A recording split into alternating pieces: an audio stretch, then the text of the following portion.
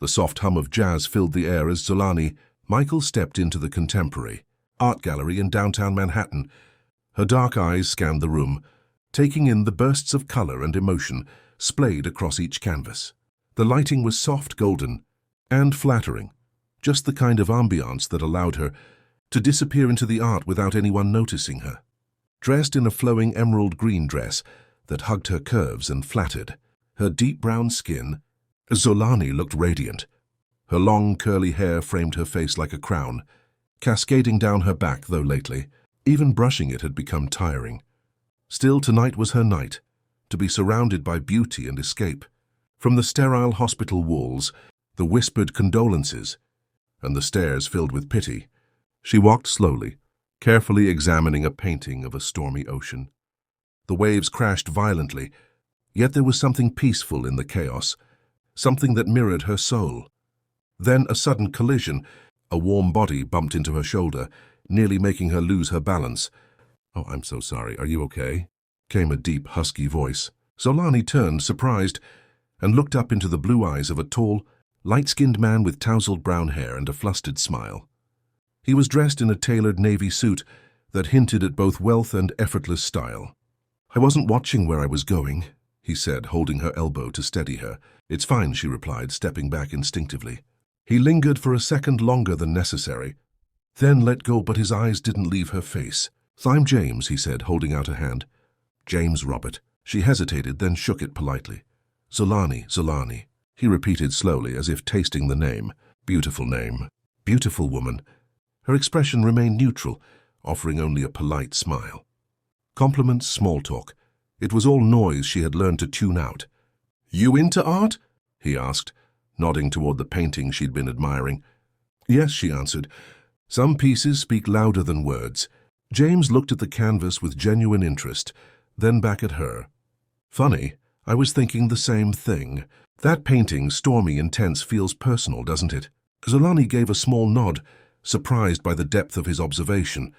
Still, she kept her guard up. "I'm guessing you come to these shows often?" he asked. "Sometimes," she replied. "I haven't seen you here before, and I never forget a beautiful face," he said, smiling. There it was, that typical charm. She didn't flinch, but she didn't melt either. "I don't come to be seen," she said calmly. "I come to feel." James raised a brow, impressed. "That's beautiful, actually." Zolani shifted her weight, suddenly aware of how long they'd been talking. She wasn't in the mood for this, not now, not ever. Not with the clock silently ticking in her body. "Well," she said, giving a polite nod. "Enjoy the exhibit, Mr. Robert," he chuckled, "James, and I was hoping I could buy you a drink after this." She turned slightly, her posture still graceful but firm. "I'm flattered. But no, thank you." James tilted his head, undeterred.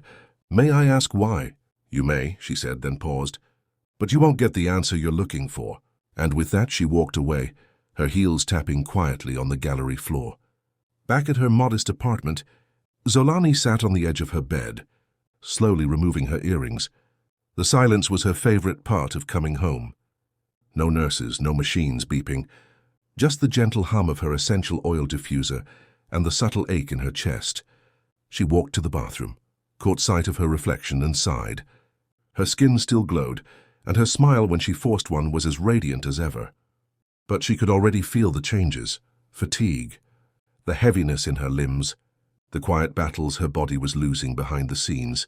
She had stage 3 cancer, a cruel, uninvited guest that had made its home in her body without warning. And though she had chosen not to know how long she had left, the truth was, her body was already whispering its own timeline. Men like James, charming, handsome, full of promise, they didn't belong in her world. She wasn't bitter. She just didn't want to be someone's heartbreak. She didn't want to be pitied or worse, worshipped for her strength while slowly disappearing. She wanted to live on her terms, even if time was not on her side. The next morning, James couldn't stop thinking about her. Something about the way she looked at that painting, the storm in her eyes, the quiet elegance in her voice, it stayed with him. He had met countless women at fundraisers, galas, charity balls, women who clung to him for his name, his money, his empire. But Zolani didn't blink. She didn't care who he was. And strangely, that only made him want to know more. He searched for her name in the gallery registry, only to find she'd paid cash and left no contact. Smart, mysterious. 2 days later, he showed up at the same gallery, hoping lightning might strike twice. It didn't, but the curator remembered her. "That's Miss Michael," the woman said. "She comes in sometimes."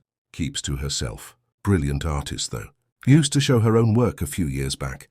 "Does she have a website?" he asked. No, she stopped submitting her work altogether. James nodded, thanking the curator. The mystery only deepened. A week passed before their paths crossed again. This time it was in Central Park. Zolani was sitting on a bench, bundled in a wool coat, sketching loosely in a pad on her lap. Her curls blew gently in the wind, and her eyes were focused and peaceful. James almost walked past, but something about her stillness pulled him in. "Zolani," he said, unsure if she'd remember him. She looked up, then shook her head with a small, amused sigh. "Do you always stalk women in parks?" "Only the ones who walk away too fast," he said, smiling. She didn't smile back, but she didn't tell him to leave either. He sat beside her, quietly. "I'm not here to change your mind. I just wanted to see you again." "Why?" she asked, genuinely curious. "Because I can't stop thinking about you." She stared ahead, her voice low. "You don't even know me." "I want to," he said simply. A silence stretched between them, the kind that wasn't uncomfortable but necessary. Finally, she turned to him, her eyes piercing. "You don't want to know me, James." He opened his mouth, but she continued. "I'm not a woman you take on a date and buy flowers for. I'm not going to be the girl who giggles at your jokes or wants to travel the world with you. I'm not some prize to win." "I never said you were," he said softly. "You don't understand," she whispered. "Then help me," he replied. "Help me understand." Zolani stood slowly, closing her sketchbook. "Some truths are too heavy to share in the beginning."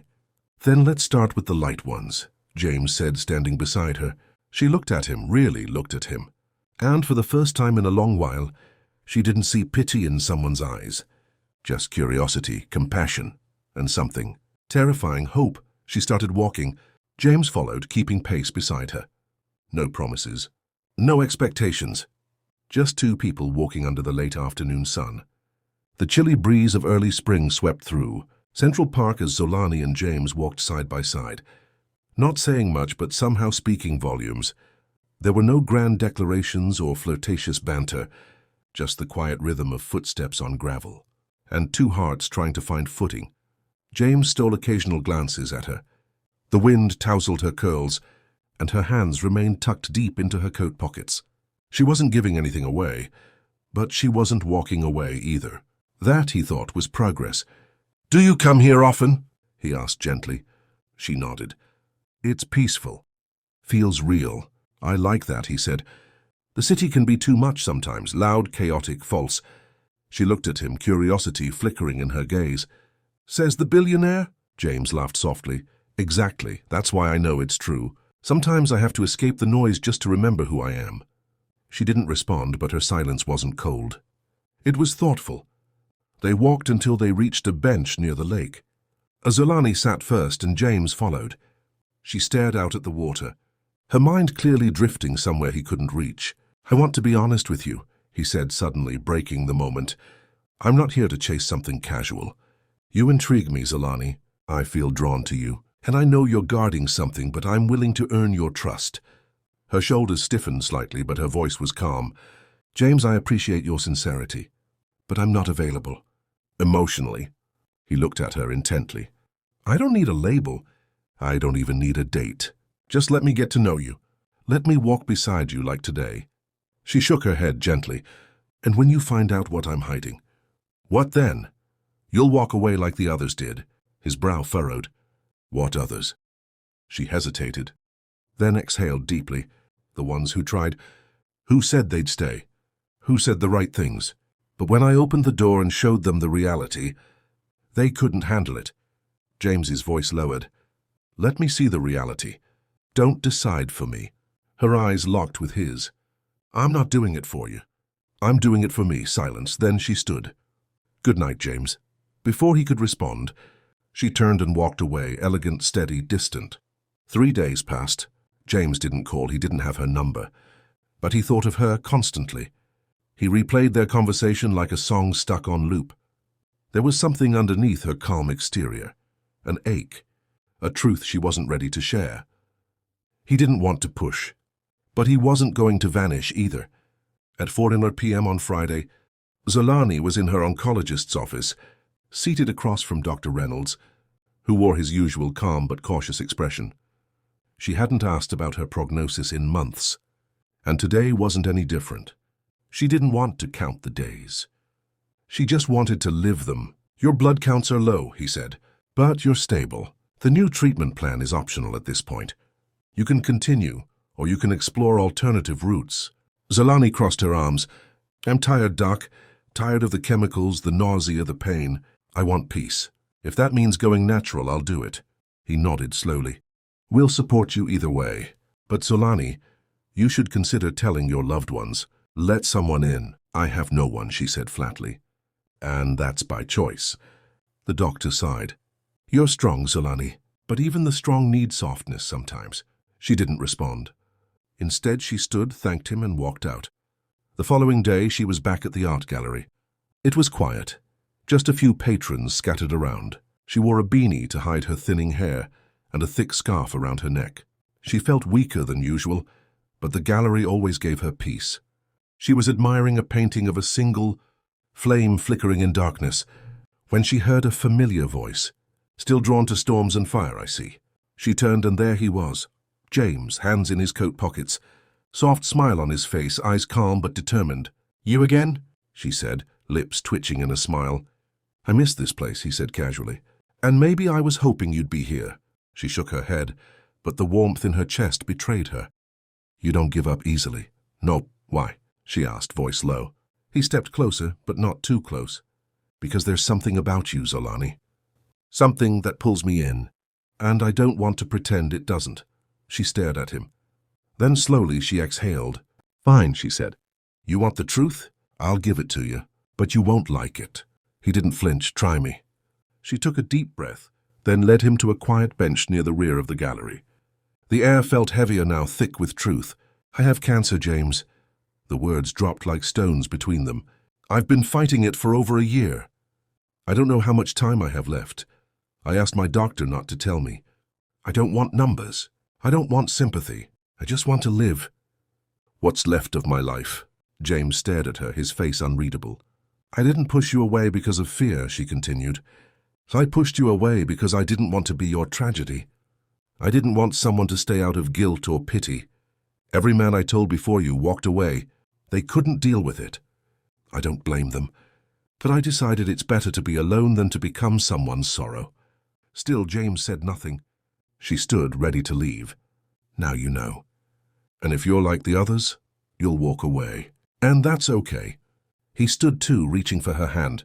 Not grabbing, just reaching. "I'm not going anywhere." Her breath caught. "Why?" "Because this isn't about cancer. This is about you. I'm falling for the woman who stood up to me in that gallery, who walks with grace even when the world is crumbling. I don't want to love someone who's perfect. I want to love someone who's real.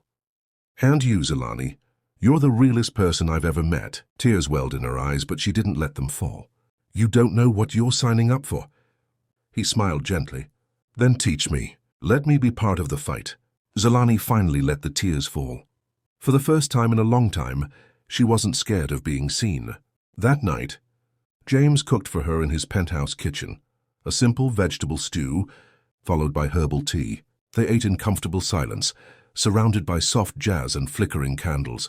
Zolani watched him, wondering what kind of man would choose to stay in such darkness. And then she realized he wasn't staying for the darkness. He was staying for her. It had been 4 weeks since Zolani told James the truth.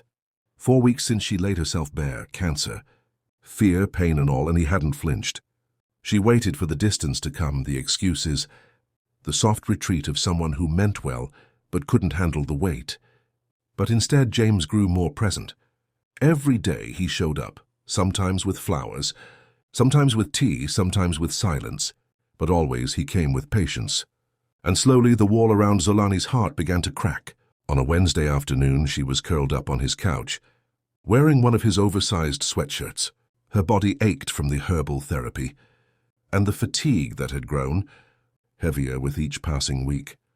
James had cooked her grilled salmon with sweet potatoes and a side of ginger tea. She didn't have the strength to eat much, but the gesture alone was a balm. "You don't have to keep doing this," she said quietly, her head resting against a pillow. James sat beside her, brushing a strand of her hair back. "Doing what?" "Playing hero." He chuckled. "Is that what you think this is?" She gave him a look.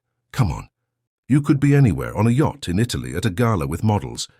And here you are, babysitting a sick woman in sweats." He gently took her hand. "First, you're not a sick woman in sweats. You're the woman I'm falling in love with.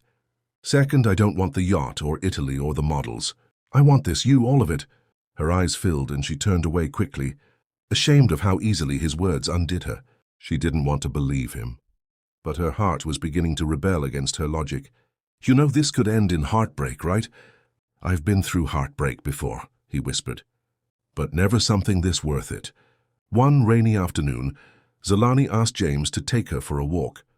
She hadn't been out much, and though her strength was fading, she longed for the outside, the air, the sky, the city that once felt like home. He hesitated at first, but when he saw the fire in her eyes, he agreed. He bundled her up in a raincoat, wrapped a scarf around her head, and brought a wide umbrella. The rain was steady but gentle, the kind that cleansed rather than drowned. They walked through Central Park again, the same path where she first let him in. The world was quiet, the grass glistening with droplets. Her hand slid into his slowly, and for a long time they said nothing, until she whispered, "Do you ever regret meeting me?" James stopped walking, turned to face her. Not even for a second, she looked up at him. Her eyes were glassy, reflecting the grey sky. "Even if this ends soon, I'd rather have 1 year with you than a lifetime without," he said. She couldn't stop the tears this time. They fell silently, mixing with the rain on her cheeks. He reached up and cupped her face, thumb gently brushing her skin. "Zolani," he said, his voice thick with emotion, "I love you." Her breath caught. He continued, "I know we haven't had years together. I know this isn't normal, but love doesn't ask for permission. It just happens. And it happened to me the moment I bumped into you at that gallery." She stared at him, trembling. "James, I'm not asking you to be perfect or strong. I'm asking you to let me love you, for however long we get." The sky rumbled above them. The wind picked up, and then she kissed him. It was soft but desperate, hungry but full of gratitude. Her arms wrapped around his neck, and he held her as though letting go would cost him everything. They stood in the rain, lost in a moment that felt both infinite and fleeting. When they pulled apart, she whispered, "I love you too. God help me, I love you too." The next day, the inevitable happened. Her hair began to fall out in large, unforgiving clumps. Zolani stared at herself in the mirror, holding a brush full of her dark curls. It felt like another piece of her slipping away, another cruel reminder of what was happening inside her body. She didn't cry. She simply walked to the bathroom, grabbed the clippers, and began shaving. Halfway through, her hand shook too much to continue. She dropped the clippers into the sink and leaned against the wall, breathing heavily. James found her like that, sitting on the cold tile floor, hair all over the counter, eyes vacant. He knelt down beside her without a word, then stood up, grabbed the clippers, and began shaving his own head. Zolani looked up in disbelief. "James, I want you to know," he said, guiding the clippers over his scalp, "that you're not alone, not for a single moment." Tears streamed down her cheeks as she watched the man she loved shear away his golden brown hair. When he finished, he knelt in front of her again, completely bald, and kissed her forehead. "You're still the most beautiful woman I've ever seen," he whispered. She sobbed then, not from sadness, but from the overwhelming grace of being loved that deeply. A week later, they were married. It was a small ceremony in a greenhouse just outside the city. The glass walls held the warmth of soft candlelight and blooming flowers. Friends gathered, dressed simply but smiling joyfully. Xolani wore a champagne-colored gown with long sleeves, her bare head wrapped in delicate gold silk. James stood proudly beside her in a black suit and no hair to speak of.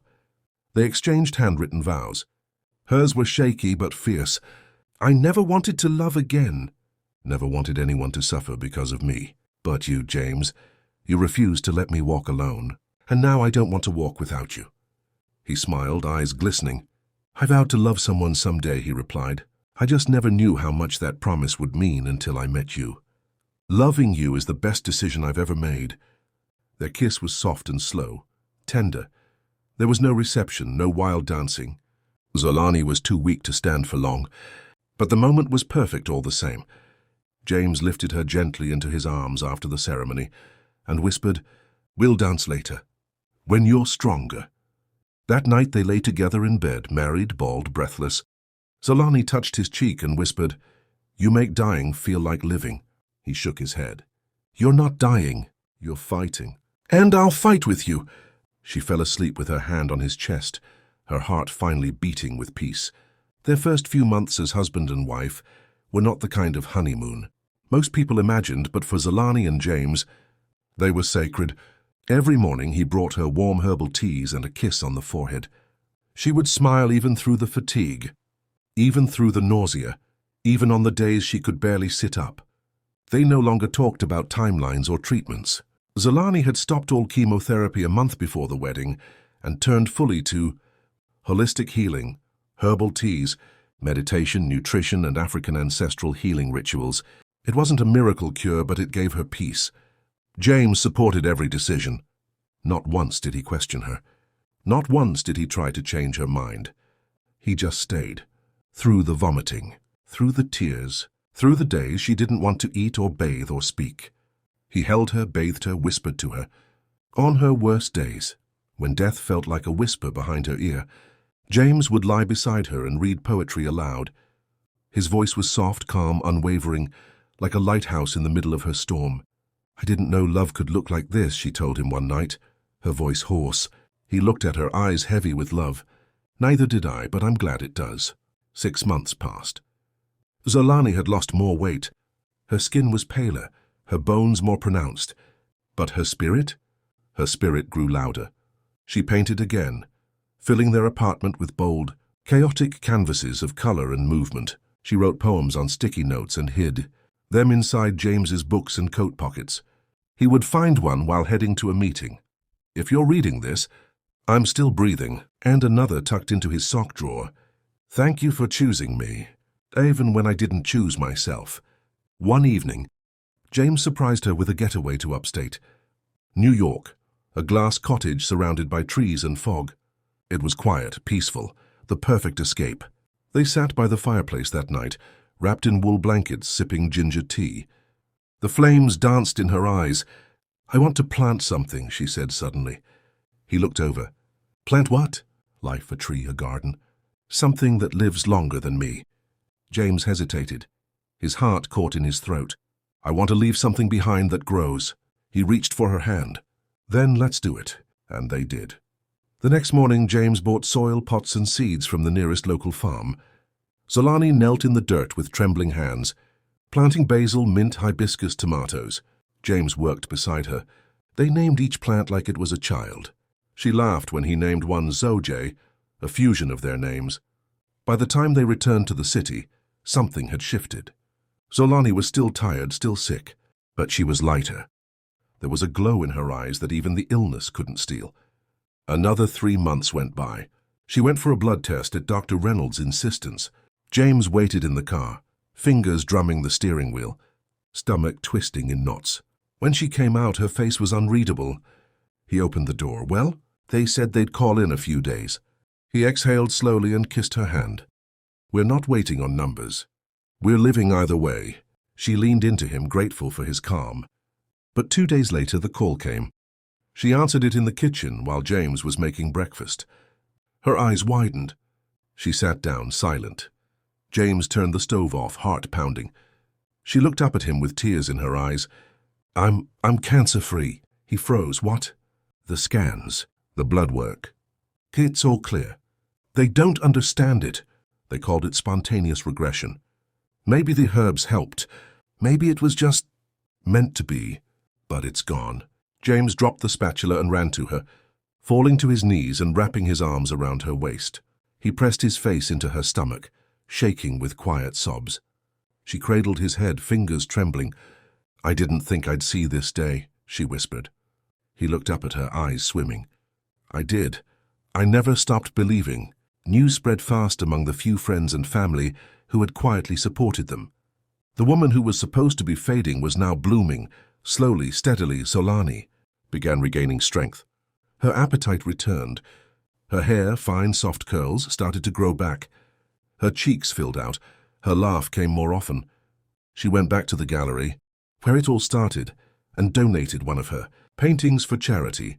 She stood proudly, bald head wrapped in gold, as people admired her work and whispered about the miracle she had become. But for her, the greatest miracle was still James. One night, as they sat on the balcony, city lights glowing below, James turned to her. We never danced, he said quietly. She blinked. What? At our wedding. You were too weak. I promised I'd wait. She smiled softly.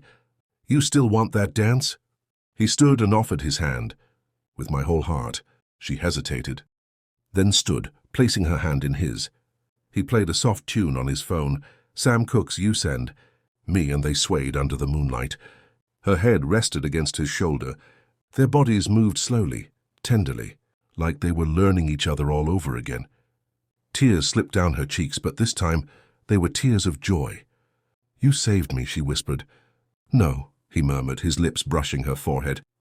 You saved yourself. I just stood still long enough for you to find the light. The dance lasted minutes, but it felt like a lifetime. And in that moment, with no more sickness, no more fear, and no more countdowns, Zolani realized something. She was alive, she was loved, and she was finally free. The first morning of August arrived warm and golden, sunlight streaming through the tall windows of their apartment, kissing the floors with quiet promise. The city buzzed faintly beyond the glass, but inside their home, there was only peace, the kind that had taken months to earn. Zolani stood in front of the mirror, wrapped in a silk robe the color of ivory. Her curls had returned, fuller now, hugging her scalp in soft, thick spirals. She traced a finger over her cheek, plumper than before, her skin glowing again. She was alive, not just existing. Behind her, James entered the room, still in pajama pants, carrying a tray of warm croissants and honeyed tea. He paused, watching her admire herself. You're staring at her like she's someone new, he teased softly. She smiled at his reflection in the mirror. She is someone new.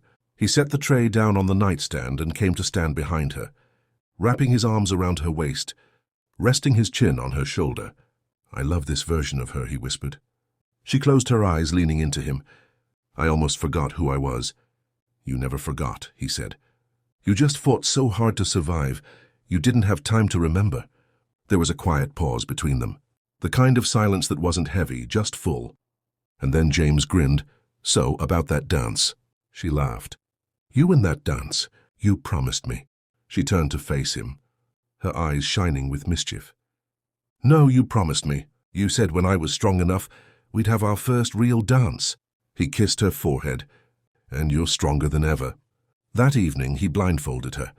Seriously? She laughed as he gently led her down the hallway. No peeking. You're enjoying this way too much. I've waited a whole year for this, he said, voice laced with excitement. When they reached the living room, he pulled the silk scarf from her eyes. Zolani gasped. He had transformed the entire space. Twinkling fairy lights dangled from the ceiling. Dozens of ivory candles glowed from every corner, filling the room with soft amber warmth. The coffee table had been replaced by a small round table with a flower arrangement, and gentle jazz played from the vintage record player. But the floor, it had been cleared and polished to perfection, a miniature ballroom in the center of their world. You did all this for a dance? She whispered, stunned. For the dance, he said, holding out his hand. Our first. She hesitated for a heartbeat, overwhelmed, and then she placed her hand in his. He pulled her gently into his arms as Etta James at last filled the air. They moved slowly, effortlessly, their bodies remembering each other like muscle memory. Zolani closed her eyes, listening not just to the music, but to the sound of their story. The beginning in an art gallery, the rain-soaked confession, the shaved heads, the vows whispered when life was unsure. Now here they were, safe, whole, and dancing. I used to dream of this, she murmured against his chest. Not the candles, not the lights, just this, being able to stand and feel you, move with you. James tightened his hold. I never stopped dreaming of it. They danced for minutes, then more. The music changed, but they didn't. Still swaying, still laughing between kisses, still holding each other like a promise. At one point, James twirled her gently, and Zolani laughed, loud from the belly, the kind of laugh that only comes when pain has been traded for peace. I want to remember this night forever, she said. You will, he replied, lifting her hand and kissing it. And when we're old and wrinkled, and you've got your curls down to your back again, we'll dance right here. Same floor, same lights. She smiled through happy tears. Promise with everything I am. That night after the dance, they sat barefoot on the floor, sharing wine and strawberries, no cancer, no tests, no fear, just love. Do you know what today is? James asked, sipping from his glass. A Saturday? He laughed. Yes, but also it's exactly 1 year since I proposed. She stared at him. Wait, seriously? He nodded. You were bald, tired, and trying to throw up hibiscus tea. She laughed so hard she snorted. I remember, she said, wiping her eyes. You asked me to marry you right after. I cried in your lap because I thought I was going to die. And I would have asked again if I had to, he said softly. That moment was when I knew. Love doesn't need ideal circumstances. It just needs two people who refuse to let go. She set her wine down and crawled into his lap, arms around his neck. I'll never let go, she whispered. You better not, he replied, holding her tightly. You owe me a lifetime of dances. 3 months later, Zolani stood in the backyard of their new house. Barefoot in the garden she had once dreamed of planting, the basil was thriving. The mint had taken over a corner. And the tomatoes, well, she still called them the Zoj babies.